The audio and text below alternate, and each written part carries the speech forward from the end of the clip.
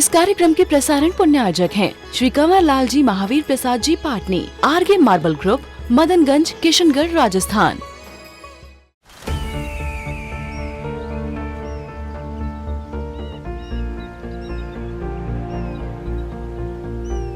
जो बनकर मेरा हमसफर आएगा, सिर्फ उसी को फर्क नजर आएगा। शुरू करो, डालो बुनियाद, घर महल नजर आएगा।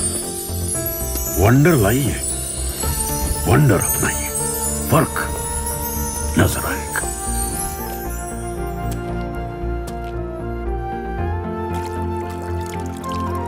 पानी भर लो अंजलि में, चांद उतर आएगा।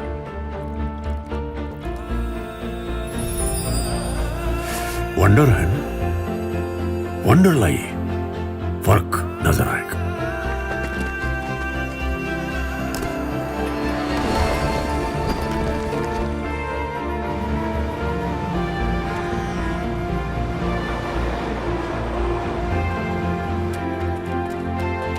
पहला घर तो खड़ा करो,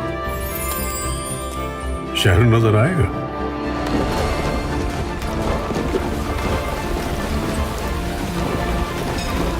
साल बरस और सदी नहीं, एक युग गुजर जाएगा। उम्र न पूछो वंडर की, जब फर्क नजर आएगा। वंडर सीमेंट, फर्क नजर आएगा। अब ढलते हुए सूर्य में क्या होना चाहिए? तो ढलते हुए सूर्य में ढलना तो निश्चित है, तो क्यों ना ऐसा किया जाए, अस्त होने के पूर्व ही, ढलने के पूर्व ही हम आने वाले समय की तैयारी कर लें। इसलिए वो त्याग देते हैं, धर्म को अपना लेते हैं, जीवन में कुछ संयम को धारण कर लेते हैं। लेकिन जो चढ़ता हुआ सूर्य है, जो जस्ट उदय को प्राप्त हुआ है, उसके पास पूरा समय है, पूरी जिंदगी है, वो आसानी से मानेगा नहीं, इसलिए वो कुछ करता नहीं। एक तो दृष्टिकोण ये हो जाता है। अब थोड़ा सा हम यह समझने की कोशिश करें, क्या वास्तव में वो स्वर्ग आदि होता भी है कि नहीं, नरक आदि होता भी है कि नहीं? दिखाया तो जा नहीं सकता, कोई हाथों में रख करके आपको बता नहीं सकता कि देखो ये स्वर्ग है, ये नरक है, ये सुंदर सुंदर अप्सराएं, ये नरकों के कष्ट है। इसलिए तुम्हें ये गलत कार्य नहीं करना है, पाप नहीं करना है, किसी को पीड़ा नहीं पहुंचाना है, जिंदगी को व्यवस्थित तरीके से जीना है। ना हम नरक को हाथ में रख करके दिखा सकते हैं, ना ही हम स्वर्ग को हाथ में रख करके दिखा सकते हैं। बिल्कुल कोई नहीं दिखा सकता है। इवन तीर्थंकर भगवान भी आ जाए, सर्वज्ञ भी उतर करके आ जाए, सर्वज्ञ भी हाथ में रख करके स्वर्ग और नरक को नहीं दिखा सकता, कि जो है वो तो वैसा ही रहेगा। जीवन की यात्रा की, सही जीवन की यात्रा की शुरुआत उस विश्वास से होती है। अब तर्क ये उठता है, हम क्यों विश्वास कर लें, हम क्यों मान लें, कैसे मान लें, किसकी मान लें? क्योंकि सारी दुनिया जो कह रही है, विज्ञान जो कह रहा है, नए नए इन्वेंशंस कह रहे हैं, नए नए आविष्कार प्रतिदिन हो रहे हैं, नई टेक्नोलॉजीज आ रही हैं, और हर नई टेक्नोलॉजी एक एक नई नई सुविधाएं दुनिया के सामने ला करके रख रही हैं। पिछले 10-20 वर्ष में जो ड्रास्टिक चेंजेस आए हैं टेक्नोलॉजी को लेकर के, शायद उतनी कल्पना तो साइंटिस्ट ने भी कभी नहीं की होगी। इतनी जल्दी दुनिया इतनी तेजी से बदल जाएगी। अब उस टेक्नोलॉजी को देखते हैं, विज्ञान को देखते हैं, नए आविष्कार को देखते हैं, उसे देख करके लगता है जो है बस यही है, जितना है बस यही है, इसके अलावा कहीं और नहीं, और भविष्य में कहीं और नहीं। तो हम तो वर्तमान को ही मानेंगे, वर्तमान की सुविधाओं को, वर्तमान के सुख को, वर्तमान के विज्ञान को, वर्तमान के इन्वेंशन को ही मानेंगे, उसे ही मान करके आगे बढ़ेंगे। वो भगवान की बातें, वो प्रभु की बातें, वो गुरु की बातें, वो शास्त्रों की बातें, कौन जानता भगवान हुए भी कि नहीं हुए, क्या पता किसने शास्त्र लिख दिए, दिखलाई कोई देता नहीं, नजर कोई नहीं आता है। तो कैसे हम उस प्रभु को मान लें, कैसे उसके अस्तित्व को हम स्वीकार कर ले? यदि प्रभु है अथवा था तो उस प्रभु ने ऐसी दुनिया क्यों बना दी? ये भी प्रश्न उठता है। कोई सुखी है, कोई दुखी है, कोई गरीब है, कोई अमीर है, कोई सुंदर है, कोई कुरूप है, कोई अच्छा है, कोई बुरा है, कोई रंग है, कोई राजा है, कोई पुण्यात्मा है, कोई पापात्मा है, कोई खलनायक है, कोई सज्जन है। ये ऐसे भेदभाव क्यों कर दिए प्रभु ने? यदि प्रभु ने दुनिया बनाई है तो उसे तो भेदभाव नहीं करना चाहिए था। प्रभु ने संसार को, ईश्वर ने संस्कार को रचा है तो बड़ा सुंदर संसार रचता वो, जिस संसार में कोई अभाव नहीं होती, कोई कमियां नहीं होती, सब बढ़िया ही बढ़िया होता है। क्योंकि शास्त्रों में एक बात और भी आती है, बोले भोग भूमि की बातें आती हैं, वर्णन आता है कि संसार में ऐसी भी भूमियां हैं जहां सिर्फ भोग प्रधान है, वहां पे कुछ नहीं है, वहां कोई कर्म नहीं करना। कल्पवृक्ष की बातें आती, कल्पवृक्ष से जो मांगो, जो कल्पना करो, सारी की सारी सुविधाएं मिल जाती हैं। भोजन है, पानी है, वस्त्र है, आभूषण है, घर है, मकान है, मनोरंजन के सारे संसाधन हैं, दीपक हैं, जो हमारी इच्छा हो वृक्ष तुरंत हमें प्रदान कर देता है। सारी दुनिया को उसने उस भोग भूमि की भांति क्यों नहीं बना दिया? क्यों ये ऊंच नीच का भेदभाव, क्यों पाप पुण्य का व्यवहार, क्यों हिंसा अहिंसा की बातें, क्यों सुख और दुख की बातें? तो एक प्रश्न जो दुनिया रखती है, ईश्वर ने संसार को रचा, उस पर विश्वास होता ही नहीं आसानी से लोगों को। दूसरी थियरी आती है कि नहीं, ईश्वर ने संसार को नहीं रचा, ईश्वर ने संसार को नहीं बनाया, ये तो बनी बनाई दुनिया है, अपने आप चल रही है, न इसे कोई चलाने वाला है, न कोई इसे मिटाने वाला है, न कोई इसे उत्पन्न करने वाला है। कोई ऐसा नहीं जो ब्रह्मा हो, कोई ऐसा नहीं जो विष्णु हो, कोई ऐसा नहीं जो महेश हो, है ना? कोई ऐसा नहीं जो विधाता है।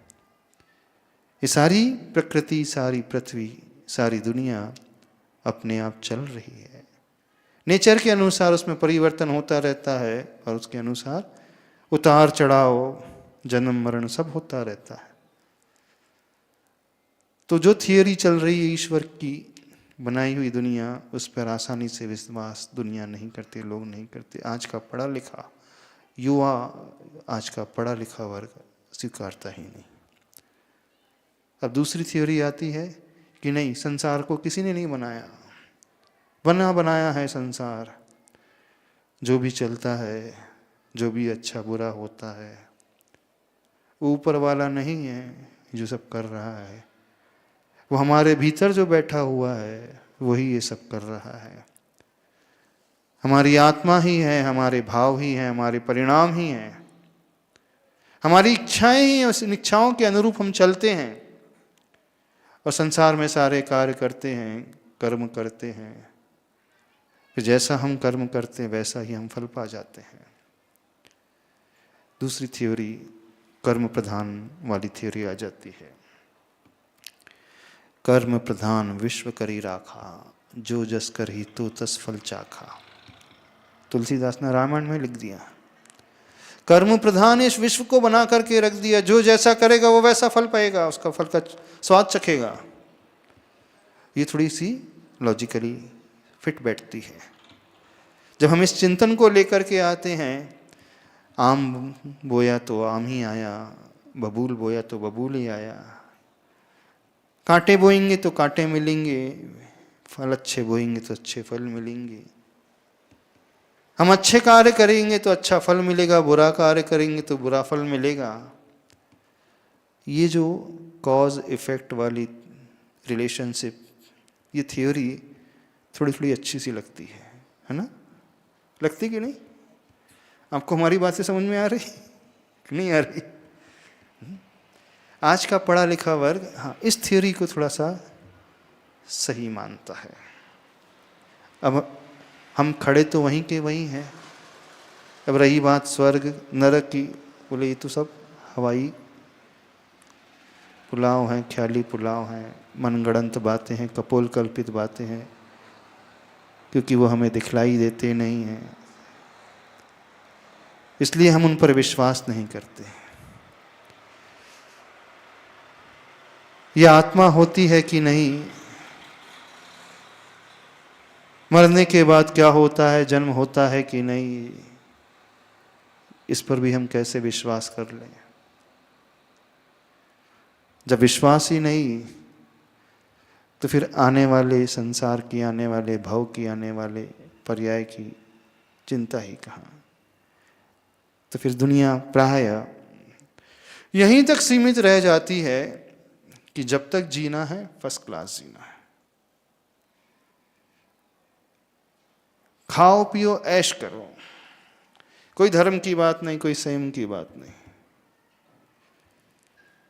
अब फिर से प्रश्न उठता है, तो ये सारी की बातें शास्त्रों में लिखी है, मनगढ़ंत है, इसे हम सिरे से नकार दें? यदि हम सिरे से नकार दें, हम ये कहें कि नहीं ये कुछ नहीं होता, तो इसका अर्थ है कि हमने सारा संसार देख लिया, फिर तो हम ही सर्वज्ञ हो गए, है ना। जो जो नहीं दिखता हम उसे सिरे से नकार दें, इसका अर्थ है हमने सब कुछ देख लिया। दुनिया में ऐसी बहुत सारी चीजें होती जो नहीं दिखती हैं, फिर भी वो अपने अस्तित्व को रखती हैं। भविष्य की तो बातें छोड़ दे, वायरस हमें नहीं दिखता है, दिखता है नहीं, नजर आता है, उसका इफेक्ट नजर आता है। बहुत सारे बैक्टीरियाज होते हैं हमें नहीं दिखते हैं, छोटे छोटे क्षुद्र जीव जंतु होते हैं, नहीं हो दिखते हैं आंखों से। जल है, उसमें हजारों लाखों जीव हैं, एक बूंद जल में आंखों से नहीं दिखते। लेकिन वही विज्ञान जब माइक्रोस्कोप से उसकी स्टडी करता है, वो सिद्ध करके बता देता है उसी एक बूंद जल में 36,450 नहीं लाखों की क्वांटिटी में जीव है। अब प्रत्यक्ष हमें कुछ नजर नहीं आ रहा, लेकिन सूक्ष्म तरीके से है उसमें, और वो उस माइक्रोस्कोप के माध्यम से दिखाता है, तो फिर विश्वास करने के लिए मजबूर होना पड़ता है। अर्थ क्या हुआ? दुनिया में बहुत कुछ ऐसा है जो दिखता नहीं है, फिर भी अपने एग्जिस्टेंस को रखता है। तो ये बात तो कुछ होती है। दुनिया में ऐसा बहुत कुछ होता है जो हम प्रत्यक्ष रूप से सिद्ध नहीं कर सकते, लेकिन अनुभव से और अनुमान से अवश्य महसूस कर सकते हैं, सिद्ध कर सकते हैं। कुछ एक ऐसी एनर्जी होती है, वो हमें रुला देती है, हंसा देती है। आपका मोबाइल जिस टेक्नोलॉजी पर कार्य करता है, वो वेव्स हमें नज़र नहीं आती, वो वायर्स हमें नज़र नहीं आते, वो कनेक्शन हमें नज़र नहीं आता, फिर भी आपका पूरा सिस्टम चल रहा है ना।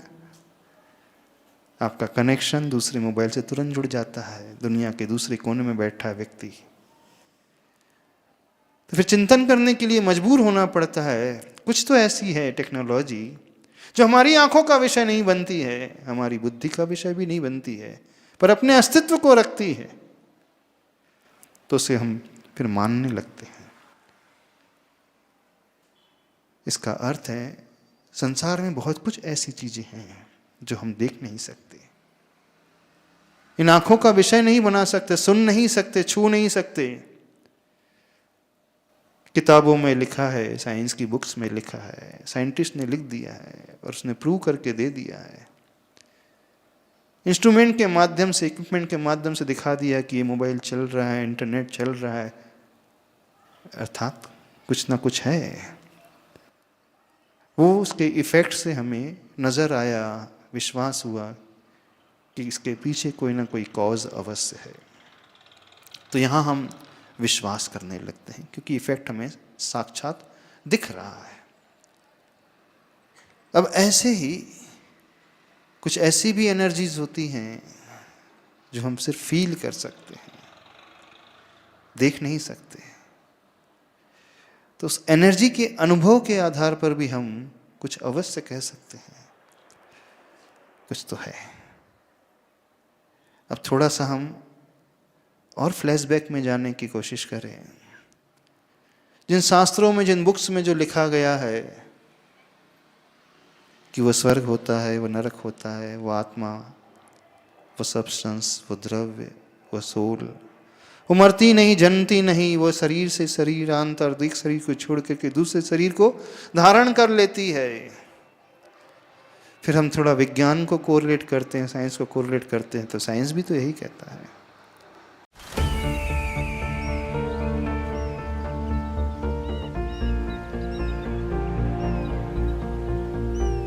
जो बनकर मेरा हमसफर आएगा, सिर्फ उसी को फर्क नजर आएगा। शुरू करो, डालो बुनियाद, घर महल नजर आएगा। वंडर लाइए, वंडर अपनाइए, फर्क नजर आएगा।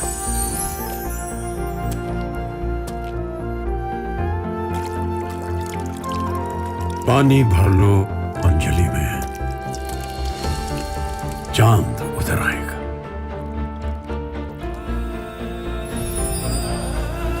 वंडर है ना, वंडर लाइए, फर्क नजर आएगा।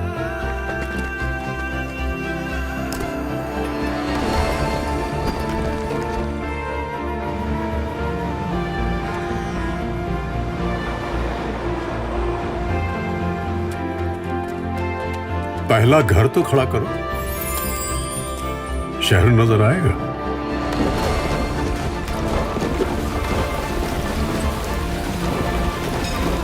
साल बरस और सदी नहीं, एक युग गुजर जाएगा। उम्र न पूछो वंडर की, जब फर्क नजर आएगा। वंडर सीमेंट, फर्क नजर आएगा। इस कार्यक्रम के प्रसारण पुण्यार्जक हैं श्री कंवर लाल जी महावीर प्रसाद जी पाटनी, आरगे मार्बल ग्रुप, मदनगंज, किशनगढ़, राजस्थान।